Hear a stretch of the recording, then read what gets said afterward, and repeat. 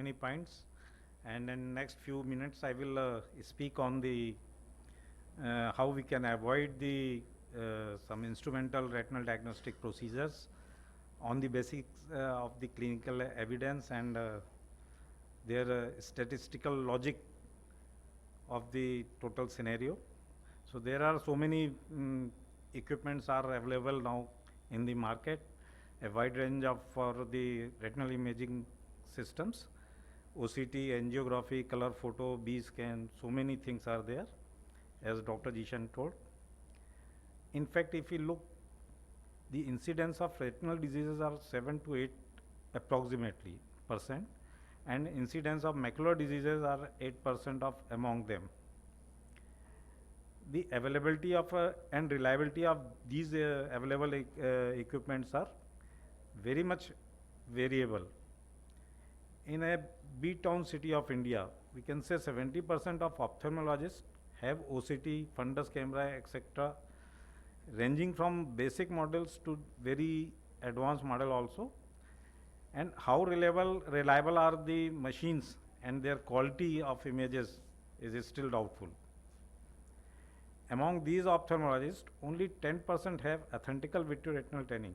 It's a rough calculation.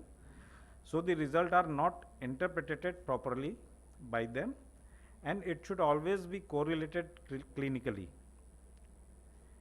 Suppose in pre-op OCT for cataract surgery is needed or not, it should depends on the some clinical criteria basis like disproportionate loss of vision, poor near vision, distorted near vision, any clinically visible macular appearance in such conditions where no need of any diagnostic procedure, one should avoid it. In any instrumental retinal diagnostics, an essential part of retinal evaluation is the OCT, angiography, and B scan, and we should apply them only if they are clinically evident. Suppose fundus fluorescent angiography may not be required in central vein thrombosis. When you see all the 360 degree, there is a retinal hemorrhages. In central retinal artery occlusion, there is no need of angiography. Advanced proliferative diabetic retinopathy with TRD, there is no use of angiography. Severe vitreous hemorrhage, poor media of fundus. So we can avoid angiography in all such kind of cases.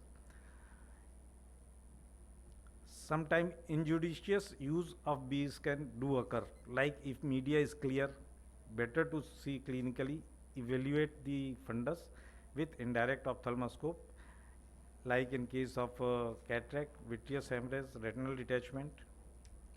We can't always say that retinal investigations are essential from legal point of view. A good relevant fundus drawing can also serve the same purpose. And to conclude, retinal examination is not as synonymous to retinal diagnostics. Avoid unnecessary diagnostic procedures. Be clinically strong first. Unnecessary investigations gives wrong message to the society. It's a very important thing, and it adds unnecessary financial burden to the patient also. Thank you. Thank you, Dr. Anand.